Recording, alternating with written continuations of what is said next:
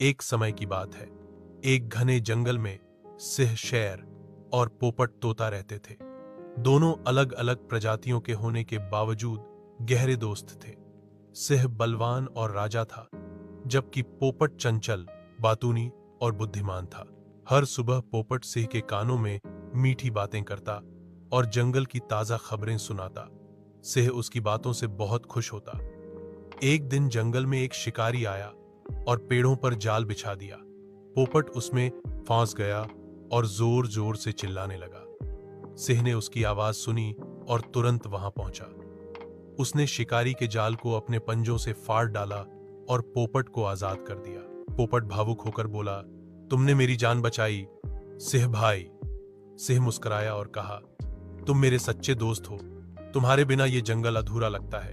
इसके बाद पोपट ने जंगल के सभी पक्षियों को शिकारी के बारे में बताया और सबने मिलकर उसे जंगल से बाहर भगा दिया। इस घटना के बाद सिंह और पोपट की दोस्ती और गहरी हो गई। सभी जानवर उनकी दोस्ती की मिसाल देने लगे। एक पक्षी और एक जानवर की सच्ची, निस्वार्थ मित्रता की कहानी। एक समय की बात है। एक घने जंगल में सिंह शेर और पोपट तोता रहते थे। दोनों अलग अलग प्रजातियों के होने के बावजूद गहरे दोस्त थे। सिंह बलवान और राजा था, जबकि पोपट चंचल, बातूनी और बुद्धिमान था।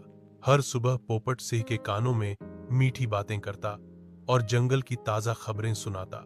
सिंह उसकी बातों से बहुत खुश होता। एक दिन जंगल में एक शिकारी आया और पेड़ों पर जाल बिछा दिया। पोपट उसमें फंस गया और जोर जोर से चिल्लाने लगा। सिंह ने उसकी आवाज सुनी और तुरंत वहां पहुंचा। उसने शिकारी के जाल को अपने पंजों से फाड़ डाला और पोपट को आजाद कर दिया। पोपट भावुक होकर बोला, तुमने मेरी जान बचाई, सिंह भाई। सिंह मुस्कुराया और कहा, तुम मेरे सच्चे दोस्त हो, तुम्हारे बिना ये जंगल अधूरा लगता है। इसके बाद पोपट ने जंगल के सभी पक्षियों को शिकारी के बारे में बताया और सबने मिलकर उसे जंगल से बाहर भगा दिया। इस घटना के बाद सिंह और पोपट की दोस्ती और गहरी हो गई। सभी जानवर उनकी दोस्ती की मिसाल देने लगे। एक पक्षी और एक जानवर की सच्ची, निस्वार्थ मित्रता की कहानी।